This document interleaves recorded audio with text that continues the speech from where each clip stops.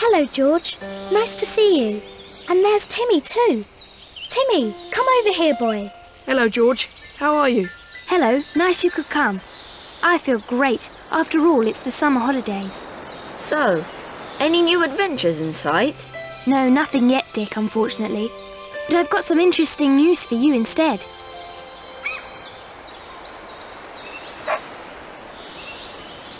Go on and tell us then. We're all dying to know. All right. I don't want to keep you in suspense any longer. There's an archaeologist lodging with us. You mean one of those people who run all over the place with a trowel and brush, digging up vases and things? Yes, exactly one of those, Dick. He's found an old settlement quite close by and has already begun the excavations. That's really interesting, George. Go on. What kind of settlement is it then? Mr. Brown suspects it's a Roman settlement, although he hasn't found any evidence for that yet, I don't think. I didn't know there were Romans here in the past. Not only Romans, Anne. I think the Celts were here before as well. I'd love to introduce you to Mr. Brown, but unfortunately he left this morning all of a sudden. Apparently he left my mother a note saying that he had to go to a world fair urgently. What a pity. And who's in charge of the excavations now? Nobody, Julian. My mother's not to rent his room to anyone else. He's coming back in a couple of days to carry on with the dig. Is it possible to visit the excavation site? Or is it out of bounds? There's a small area which one can have a look at, all right? But unfortunately, the biggest part is closed off by a wooden fence. Would you like to have a look at the settlement? But of course, George. Let's go straight away. I know my way around a bit. Mr. Brown's already taken me there and explained a few things to me. Really, George? That must have been ever so interesting, mustn't it? Absolutely, Julian. He showed me everything a good archaeologist should know. He even gave me a real archaeologist trowel. You're really excited about this archaeologist? Well, he's always so kind and friendly, Anne.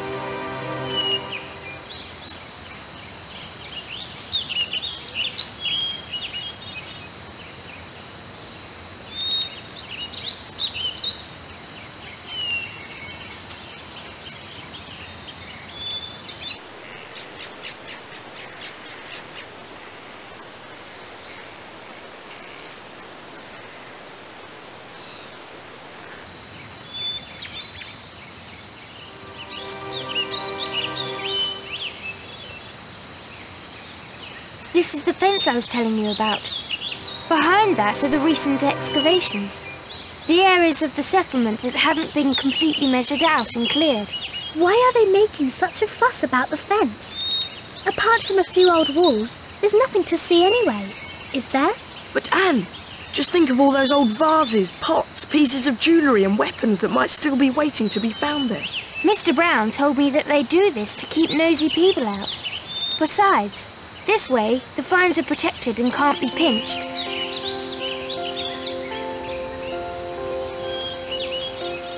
I can't really see anything except for a small building and a lot of rubble. The small building's got to be the excavation hut. Let me have a look too, George.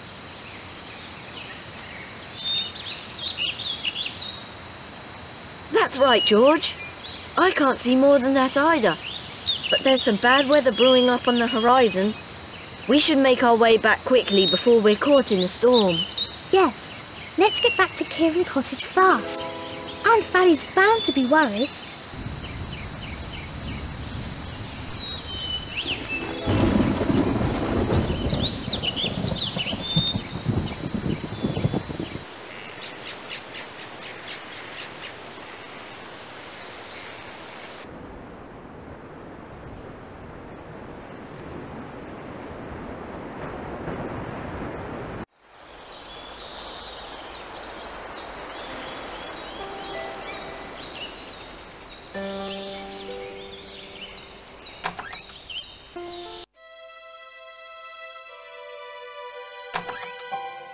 Oh, there you are at long last, children.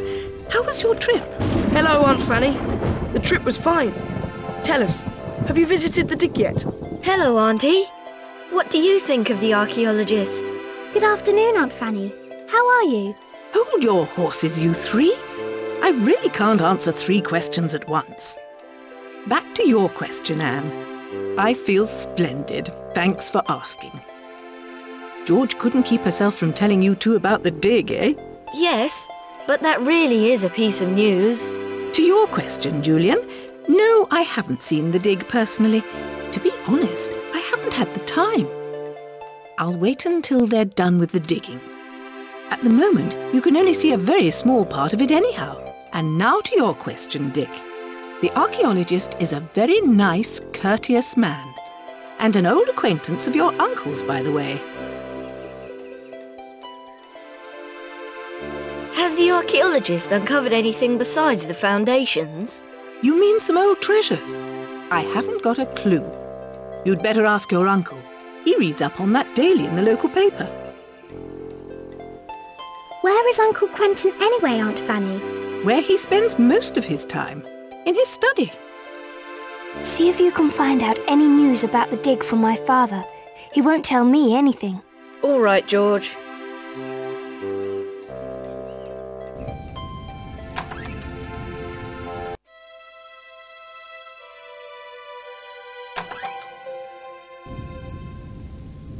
Good evening, Uncle Quentin. Nice to see you again. Hello, Dick. Did you have a good trip? Yes, we're super. We've even been to the dig already. Well, well. George couldn't help telling you, could she? Of course not. But it's very exciting, isn't it?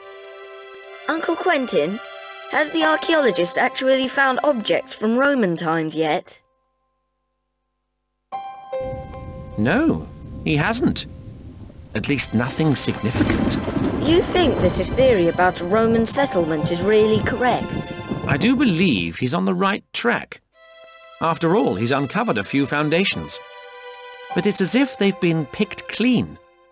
Which is actually quite surprising, considering that this area was settled not only by the Romans, but by the Celts as well. Oh well, he's bound to make a few interesting discoveries.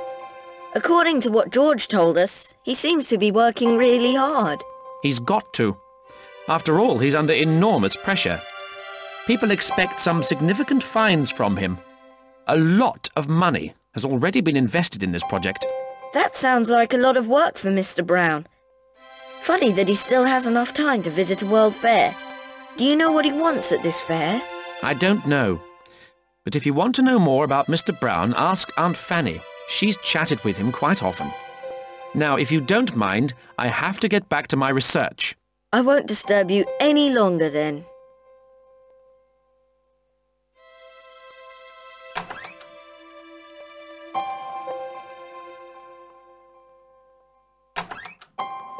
Well, could Uncle Quentin tell you any more about Mr. Brown?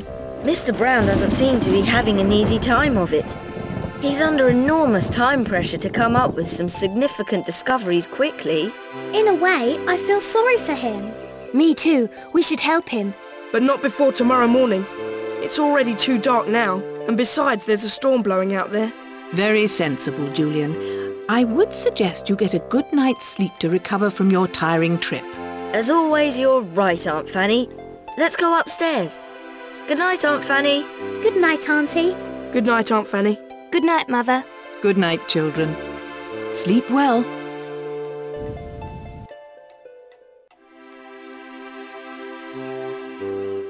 We should be off as fast as possible, so that we can examine the dig more thoroughly than we did yesterday. George is right. We should prepare ourselves for a day's outing. Don't you worry too much about that, Julian. I imagined that you'd be wanting to go to the dig today, so I've packed a few essentials into your rucksack. There are sandwiches, dog biscuits for Timmy, a thermos flask with tea, and a picnic blanket. That's great, Aunt Fanny. We certainly won't starve. And I can also show you what an archaeologist should know. We've got to take the excavation tools along for that, though.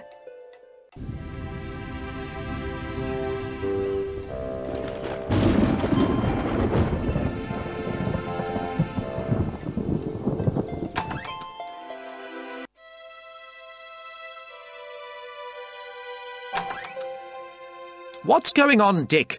You can't come barging in like that. I'm very busy. Please leave me alone now. But, Uncle Quentin... Didn't you understand? Please leave me alone.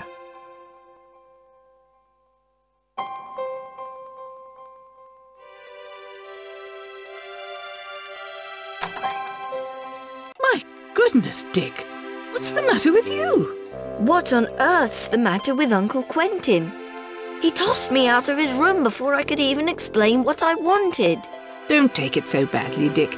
Uncle Quentin's a bit aggravated this morning because he's up to his neck in work. He's got to get some very important things done this morning, you see. For one thing, he has an important parcel to post. Why didn't he say so in the first place? We could do that for him. Absolutely. We'll be happy to. He'll be pleased about that. In that case, he'll be happy to lend you the letter scales and the binoculars. So what are you waiting for, Dick? Go and suggest it to Uncle Quentin. Maybe you should knock first and not just barge in like that.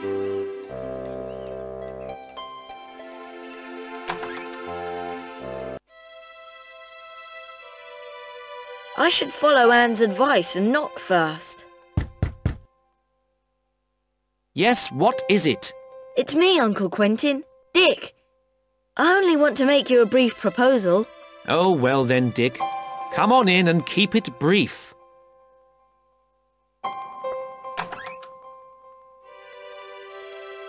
Dick, I am sorry, but so much work has piled up that I just don't know where to start. That's all right, Uncle Quentin. I shouldn't have barged in like that. But I've come here to see if I can help you with some work. That sounds splendid. What have you got in mind?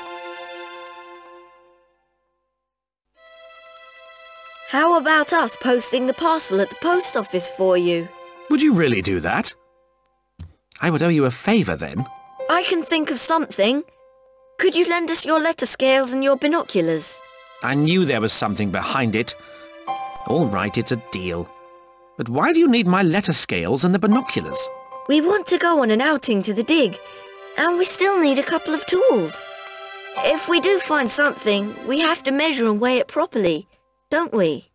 You don't seriously believe that you'll find something there? Well, I don't want to spoil your excitement. But take care not to damage anything. And keep away from the fenced-off area. But of course, Uncle Quentin. And don't come back too late. We'll be on time as usual, Uncle Quentin. Goodbye. Haven't we got an agreement, Dick?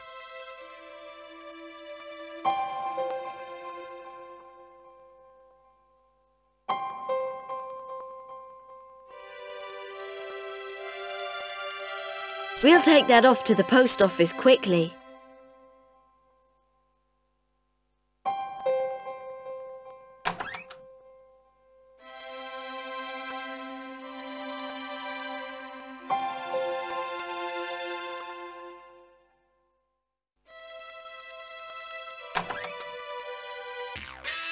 Well, Dick, did he agree to our idea? Yes, he'll lend us the scales and the binoculars if we post the parcel. That's great, Dick. Well done. If it's all right with you, I'll be happy to run the errand. It's all right by me. What about you? I'll go with you, Julian. Well then, we've settled that.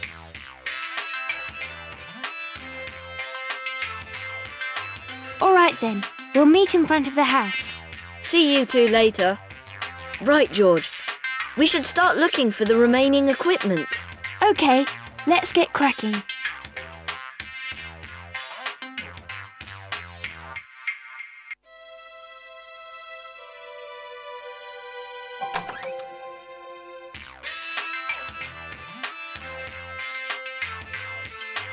This should light things up for a while. Of course I'll take my trowel along too.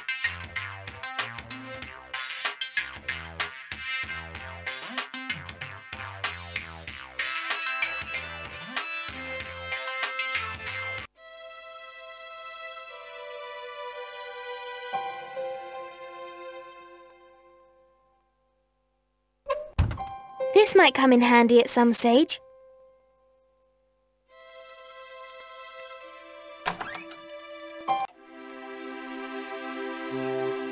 If you're still looking for the tools, have a look in the tool shed.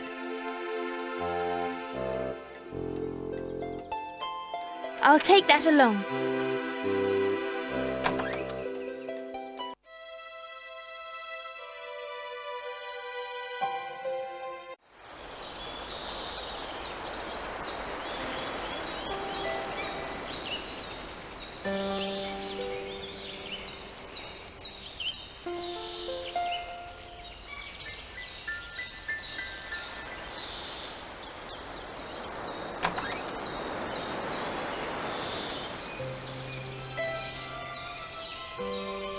I'll take that one just in case.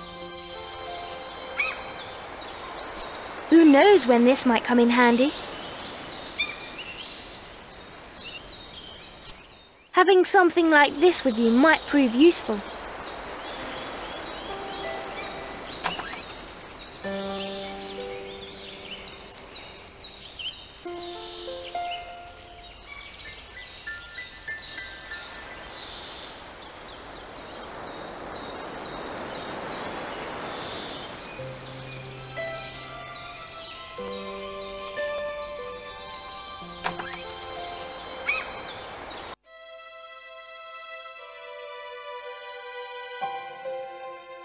That's a measuring tape. I'll take it along.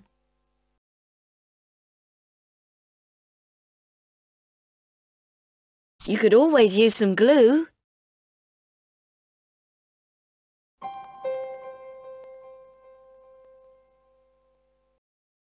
Who knows when this might come in handy?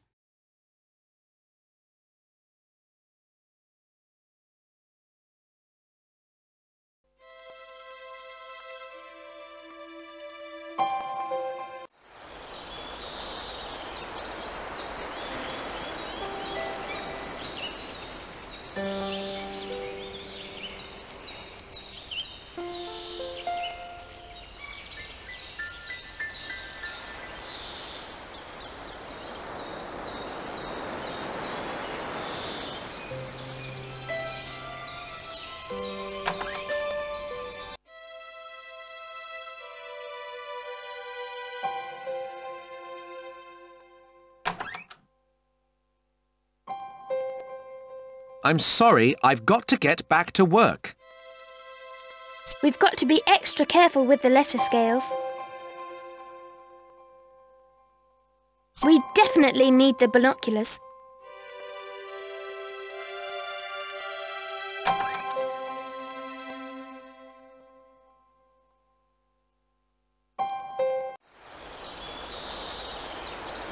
At long last. Sure you've got everything? Sure. Let's just get going. Yes, let's go.